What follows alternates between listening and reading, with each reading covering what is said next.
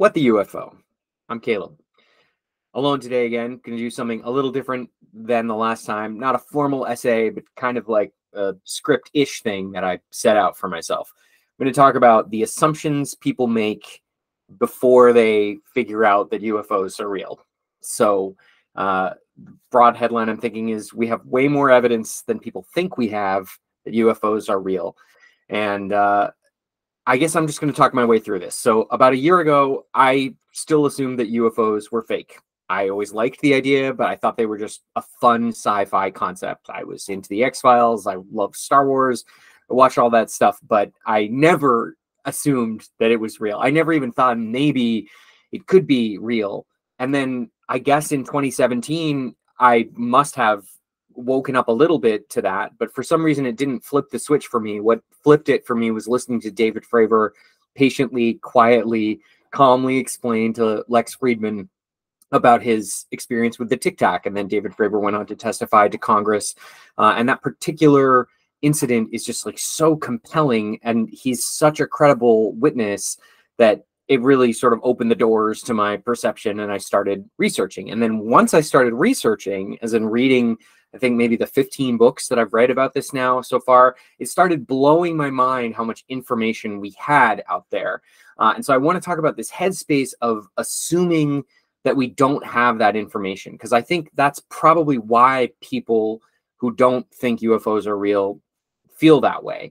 And I did get some numbers for us. So there are 3 polls between 21 and 23, 2021 and 2023 about this subject. And it looks like where we basically are in the early 20s is that between like 30 and 40% of Americans think some UFOs are non-human craft, like are willing to say they might be aliens. And it nudges up to 42% if you ask, are they real? But, you know, they could be real and not alien. So take that with a grain of salt. So about a third to 40%-ish of Americans in the early 20s think UFOs are probably non-human, that some UFOs are probably non-human. These polls, by the way, are Ipsos, Gallup, and YouGov, so reliable sources. And then meanwhile, on the other side, about 34 to 50% of people think they're all human objects or natural phenomena. And somewhere between 9 and 34% don't know what to think. So as high as half the American population thinks they're all natural or human, and that UFOs can't possibly be non-human craft. And then you could square that with what people say overwhelmingly, which is that the military knows more than they're telling us. That number is like 60-70% of Americans believe that the military knows more than it's saying. But you can imagine that some people think that these are secret craft, and so they assume that the military is not telling you about its secret technology. So the bottom line here is that it's about a hard 35% of America, a hard third plus of Americans believe that these things are, some of these things are alien, and then like half to 2/3 either think they're definitely not or don't know what to think. So that's the situation we are. It's 30-70, 60-40. It's still a minority opinion that UFOs are aliens. And so what's striking about that is that it's wrong. And we're going to talk a little bit about what the assumptions are that people are making who think that they're not real. So a year ago, when I didn't think UFOs could possibly be aliens or non-human or some other exotic form of intelligence, I was assuming probably all 7 of these things. And I think if you think that UFOs are not aliens or non-humans of any kind, you probably believe at least one of these 7 things. So here they go. And then I'll take them point by point, but I'll run through the 7 first. Assumption 1, we have no good evidence that UFOs are physical objects. Assumption 2, scientists have researched and explained UFOs. Assumption 3, sightings have been rare and unsubstantiated. 4, people who report UFOs are unreliable. 5, secret military tech could explain most sightings. 6, government couldn't hide a secret this big.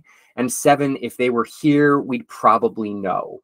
So most of the people who think that UFOs are definitely normal objects almost certainly believe one or more of these things. And the only thing that I didn't include here is some people think that these things might be meteorological, and some people think that there's just like a widespread delusion going on. And I think both of those hypotheses are really low percentage, to the point of not even really being worth addressing, but they may come up in this conversation. So I'm going to take these one by one. Physical objects. We have overwhelming evidence that UFOs are physical objects. They show up in multiple kinds of sensors, and we can source quotes about that from people like the Director of National Intelligence in the US, and they show up to the naked eye, and at least hundreds of them have left physical effects on the world around them. I went back and looked at Hynek's, Dr. J. Allen Hynek's, the UFO Experience book, and he says in that he had at least 300 cases of burned circles or indents in the ground following or associated with UFO sightings. And then he told the United Nations in 1978 that over 1,400 of these sightings had come with some kind of physical effect, but he includes damage to vegetation in that. He includes electromagnetic effects like changing lights or turning off people's cars.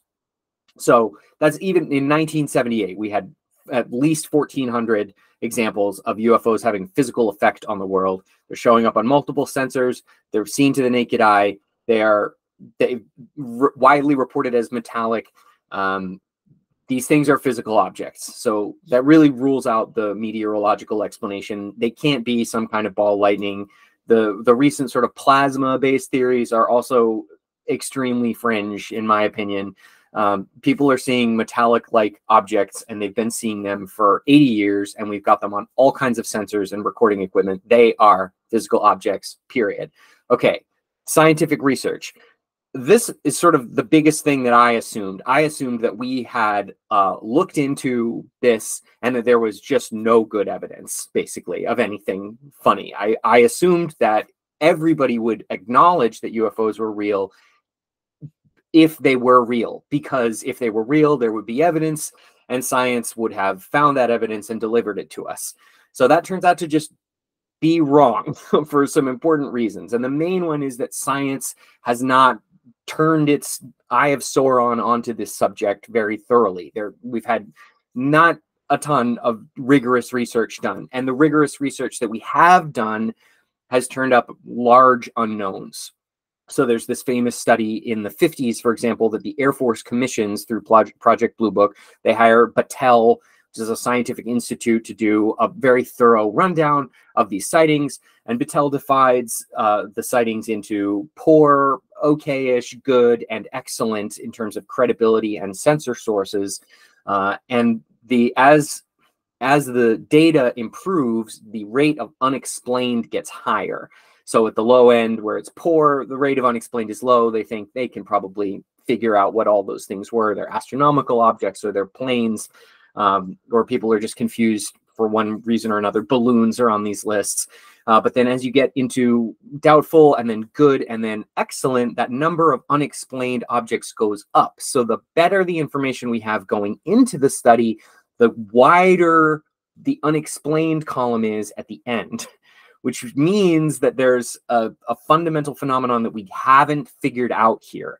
And even the most recent report from NASA in the early 2020s basically just says we should look into this. And NASA says now that they would like to do that. Open question whether the military will let NASA do that, because it seems like there's a serious secrecy effort afoot, and we'll come back around to that later. But so research, the big takeaway is scientific research of UFOs has been extremely limited, and the few investigations that we have seriously conducted have left us with more questions than answers. So it hasn't been researched, and we definitely do not have an answer. So it is not the case when people say there's no good scientific evidence. It is not the case that we have done rigorous research and come up with no evidence. In fact, all the rigorous research we've done has left things unexplained. Okay, sightings, part 3. In the US, today in the early 2020s, about 5,000 people see a UFO every year. So that's about 20,000 in the century so far. And 1 in 10, wait, that can't be right. Anyway, it's 5,000 people in the US that see UFOs every year. So it could be like 150,000 annually worldwide. It's got to be 100,000-ish in the early 21st century. Sorry for my shitty pocket math. And 1 in 10 Americans have seen one at some point. So that means 30 million Americans plus have seen a UFO at some point. 30 million Americans say they've seen a UFO at some point. That's striking. Thousands of events have involved multiple witnesses. Over the 80 years that people have been seeing what you would call like the modern UFO phenomenon, many of these cases have involved large amounts of witnesses. In a few cases, hundreds and even thousands of people have seen one incredible thing, like the football stadium in the 50s in Italy that saw a giant silvery egg thing, or the Phoenix lights in Arizona in the late 90s, where maybe as many as 20,000 people saw a strange triangular formation of lights moving slowly across Arizona and then hovering over Phoenix for hours. And moreover, thousands of people have recorded and reported being interactions. Thousands of people have reported encountering beings of some kind, usually either humanish or classic gray alien, but some weirder varieties too, like reptile type things or blob type things or insect type things or even robot type things. People have seen a wide variety of stuff. But the important thing to take away there is that thousands of people have seen that stuff. So you've got thousands of people, probably tens of thousands, actually almost certainly millions of people who have seen UFOs, and then you have at least thousands of people, maybe tens of thousands of people who have had direct interactions with some kind of otherworldly being associated with these objects. So if you want to dismiss those thousands of reports of people who have directly encountered beings, which many people do want to dismiss, their eyes just sort of glaze over, they don't want to hear it, it's impossible for them to intellectually encounter this. But if you want to dismiss that, you have to postulate that thousands of people are weirdly delusional in a very specific way. And I want to move into the next chapter here, which is witness credibility. And I'll just stay on the experiences for a minute, because the psychiatrists who have looked at these people, which is not a ton, but in the 90s, there was a Harvard psychiatrist named John Mack who did a bunch of research on this. He almost lost his tenure for publishing research about alien experiencers or otherworldly non-human experiencers. And he found no shared psychopathology across these people. He couldn't identify any like unifying mental phenomena that was causing them all to have these feelings. His instinct was to look for like a shared trauma, like people who were abused young might be disproportionately likely to see UFOs or something, but that didn't show up. It didn't correlate with any other psychopathology, anxiety, withdrawal, trauma, abuse. It didn't correlate. It didn't match up to any of those things. So whatever's happening is either a real interactive phenomenon in which people are meeting otherworldly beings, or there's some like very pervasive psychosis that affects people who are not otherwise psychologically abnormal in any way. So I find that pretty compelling. I know that this is one of the harder parts to talk about, but I think it needs to not be, because it plugs into the UFO nuts and bolts objects in a way that kind of grounds them and makes them real. And if we spend all our time just talking about Tic Tac type objects and we just ignore the thousands of people who have had direct encounters with these beings, then we're missing a big part of the story that can contextualize it and tell us what's going on.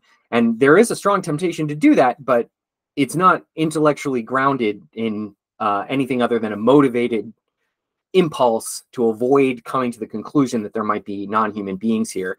I'll just throw one example on this fire. The kids of the school in Zimbabwe, that's a ton of kids who saw a craft, and then a ton of kids who met these beings. It was broad daylight. These kids are still, as adults, recounting that. That's pretty compelling stuff. So I think people who don't know that UFOs are real, and who haven't read the research and looked at this material, they don't know that there are thousands of reported sightings. They maybe assume that there are like a few, and they assume that these people are not very credible.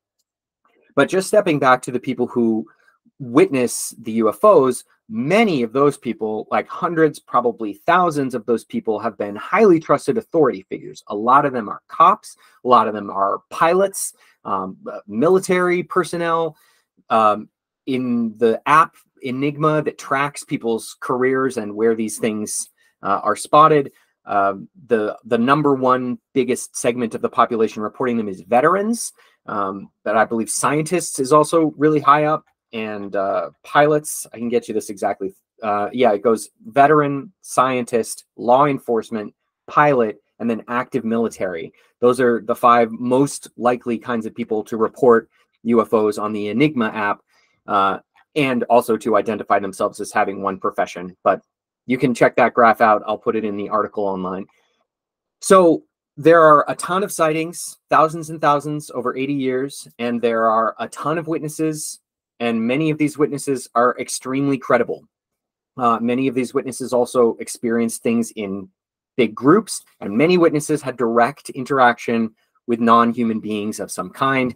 And psychiatrists have found no evidence that there's any psychopathology that would specifically make people think they had experienced such an encounter. And moreover, most of those people kept this information either to themselves or shared it only with a few other people in the experiencer community. In other words, most of these people are not selling their stories to the National Enquirer. Most of these people are regular private people who never take their stories public or profit from them in any way. Okay, so that's sightings and witnesses. Military tech. This is a really big one because it's a very natural assumption. And I would say probably after non-human intelligence, military tech is the next best possible explanation for UFOs. And unfortunately, I don't think it competes with non-human intelligence. But I think people who don't know much about the subject assume that it does. And that's probably because they assume that there are only a few sightings and they're relatively recent, and the government is more powerful than we think. I think people don't know about the dozens and hundreds of sightings in the 40s and 50s and 60s and 70s and 80s and 90s. They assume maybe that military secret technology has been behind all of these sightings. Maybe that people were confused at first, and then in the more recent sightings that we have some really special advanced stuff that people don't know about. And it is almost certainly the case that militaries do have technology that the broader public is not aware of and doesn't have access to. We should obviously accept that as a likelihood. It's been true for the history of the military. It will be true for the future. We have things we haven't shared yet. And, 30 years from now, we'll know what they were flying around in the early 2020s. But for now, they're secret. However, those secret planes almost certainly can't do the kinds of things that David Fravor described and many other witnesses have described regarding altitude, rapid trajectory changes, hovering against the wind. If we are able to do that stuff, and this technology is not broadly public, that would be extremely surprising. It's not impossible, of course, but it would be shocking. And want to just like dial in on that and give you some specifics. David Fravor said in his statement to Congress that his crew, his ship controllers, the air traffic controllers on a ship in David Fravor's fleet were watching objects for 2 weeks descend from over 80,000 feet to about 20,000 feet, where they would hover for a couple hours and then go back up. For 2 weeks, flight controllers in this naval fleet watched objects come down from what Fravor described in his Congress hearing as the edge of space to 20,000 feet, hover, and then go back up. So if we have that technology, if we had that technology in 2004, that would have been astonishingly revolutionary. Like, we didn't even learn how to land rockets until the 2010s.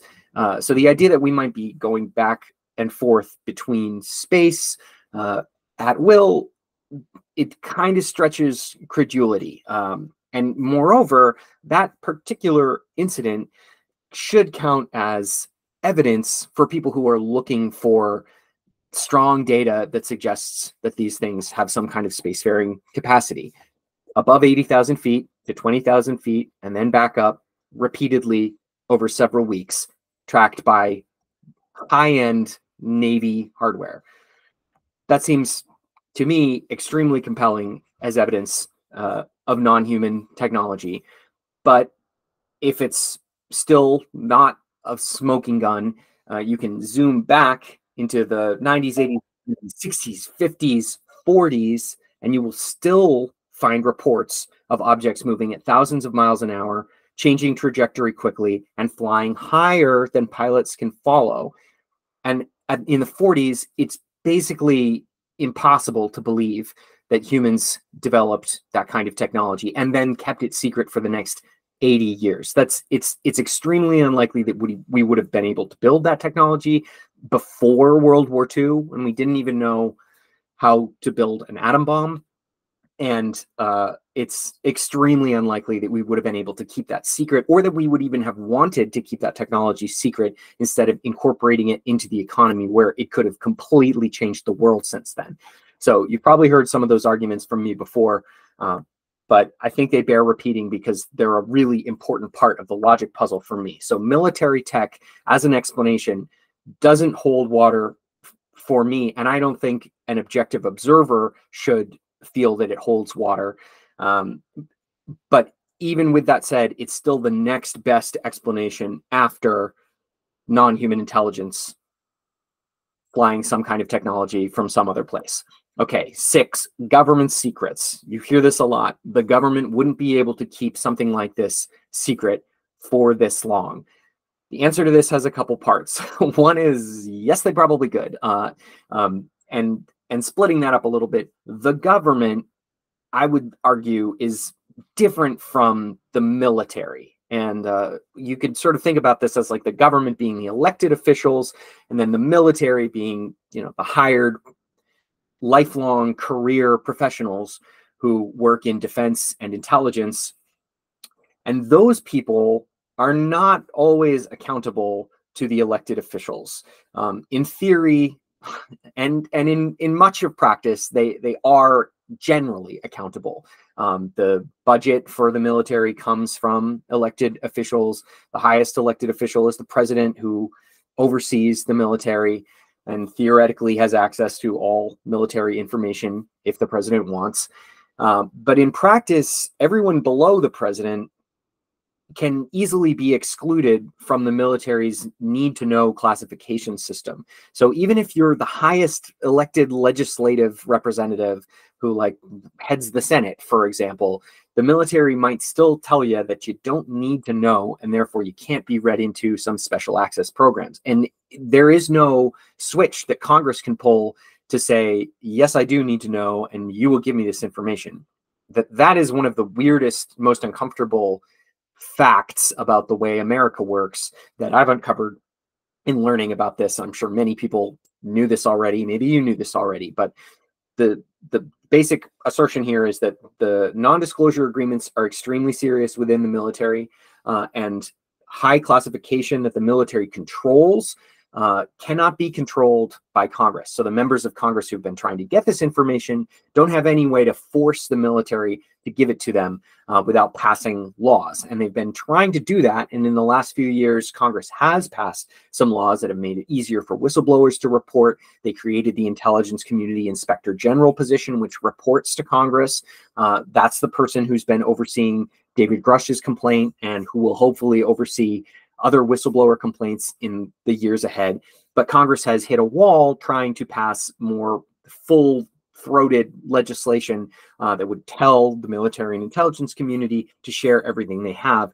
And as far as we know, the reason that got stopped was that defense contractors who control the funding for a couple of key members of Congress probably blocked it. We don't know that for sure.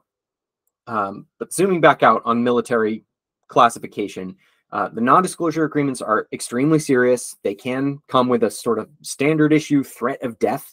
They might come with a bypass of the regular judicial system. So if you were to squeal on a UFO program that was happening in the military and intelligence communities, you might just get frog walked right into a federal penitentiary and never get to make your case in public. Several people, despite this, have come forward over the years and told us that there is a secret UFO program that the US knows more than it's letting on. Those people have been widely ignored. Some of them in some ways have been discredited, which might be the result of them being shady. It could also be the result of disinformation campaigns that have been waged against them. More likely, it's a combination, and some aspects of some of these people are a little shady, and some aspects of their stories are true. But the point there is that we have had some leaks. So answer one to could the government keep this secret is, yeah, they're actually pretty good at keeping secrets. They have a really strong classification system and a need-to-know basis for super special access programs, and they have very serious NDAs. Then two, we actually have had some leaks. People have come out and told us that things were happening. And then three, we have had, in a public way, without acknowledging the secret program, many military officials of very high ranks, all the way up to the president, tell us that there really are UFOs that we don't understand. And the best quote for this is Barack Obama telling James Corden, what is true is that there are objects in the skies that followed unpredictable trajectories with patterns we didn't understand. And we have photo and video of these, and we don't know what they are. So that's probably Obama being careful, but it's about as clear a statement as you're going to get from the military, the highest of the high, that we know UFOs are real.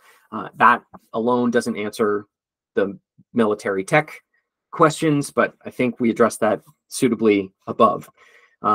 So finally, where are we now on this? Congress is pushing for more information from the military and intelligence agencies, and the sort of state of play in 2024 is that we're trying to get another version of the Schumer-Rounds amendment passed, maybe at the end of 2024, and we're waiting as of summer 2024 for the fall 2024 release of a bunch of documents that Congress requested from the security state. So theoretically, they'll be released in October. We'll see how much we get from that. But the point broadly is that Congress is pressing against the military and intelligence community to get more information on this subject. So it's not as simple as just the government keeping this secret. The government is composed of lots of different agencies, some of which are elected, others are appointed lifetime positions. So it's a mix, and those agencies are interacting with each other, and there's tension. There may even be tension within the secret programs, if they exist, where some people are pressing for more disclosure and some people are pressing for more secrecy. So there's a lot of smoke around the government that suggests that there's more information yet to come, which is something that the majority of people already believe. Okay, so finally, we would know. Some people think it would be obvious if aliens were here that we would just see them. We all have smartphones, right? Goes the Neil deGrasse argument. But as I've discussed before, so I'll do this quickly, the evidence suggests that whoever is controlling these UFOs are cautious. They rarely appear in front of large groups during the day.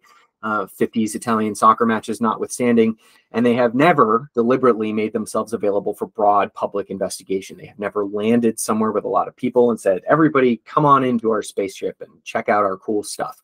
And finally, when we explore the stars someday, we will very likely behave in that same exact way. And we can sort of tell that about humans already, because that is how we behave with the Earth's remaining uncontacted tribal communities. There are over 100 uncontacted tribal communities in the early 2020s still on Earth today, and the rest of Earth's civilizations largely avoid them. We don't interact with them. We don't stop by to tell them all the cool stuff we've got. So it's pretty easy to believe that that's how more advanced civilizations might think about us. So my takeaway from all this now, as somebody who thought it was silly even just a few years ago and now has done a ton of reading, is that an objective, rational person who engages with this evidence, reads the research, here's the history, will come to the conclusion that it is quite possible and even likely that non-human intelligences of some kind have been visiting Earth and surveilling humans for at least 80 years and probably a lot longer. And in fact, taken together, the overwhelming weight of the evidence suggests that this is the most likely explanation for UFOs. So there are other theories that people have propounded, and any individual case has debunkers lining up to explain what could potentially have accounted for that strange phenomenon. But when you take it all together, the thousands and thousands of reports of the sightings, the thousands of reports of the encounters over decades and decades, and then official military statements and government pressure to reveal this information, it sure looks an awful lot like you have to assign a majority probability to the chance that we're encountering non-human intelligence. And I guess as an outro, I would just say I'm finding in talking to my friends that the hard part really isn't drawing those conclusions. The hard part is holding this all in your head simultaneously. And I think there's a really strong urge to look away from this subject. I've described it as the octopus sliding off your windshield. There's also sort of like a repulsive magnetic effect to this. It's like you reach toward it and then you miss it, because there's something about the subject that just sort of makes people not want to believe that it's true. And I think that's probably from one of two sources, and maybe it's just both. One is the like weird, uncomfortable feeling that we might not be the superior species on our planet. That's pretty nerve-wracking. And it sort of flies in the face of everything we've been taught our whole lives. Of course, we're the most advanced species, and we're just like very used to thinking of ourselves in that role. And then the second is the social stigma, this feeling that if you were to start believing this, you would be distancing yourselves from normal people, from people who might employ you someday or think you're not crazy at a party, want to date or hire you. So those two forces, I think, the social stigma and the sort of like ontological concern, are probably the main things that push people off of this subject. So I have found in talking to people and trying to convince pals that it's just really difficult to get people to line up all this information simultaneously and encounter it together. They want to like dismiss the parts of it one by one, and they don't want to put the whole puzzle together and just like process it.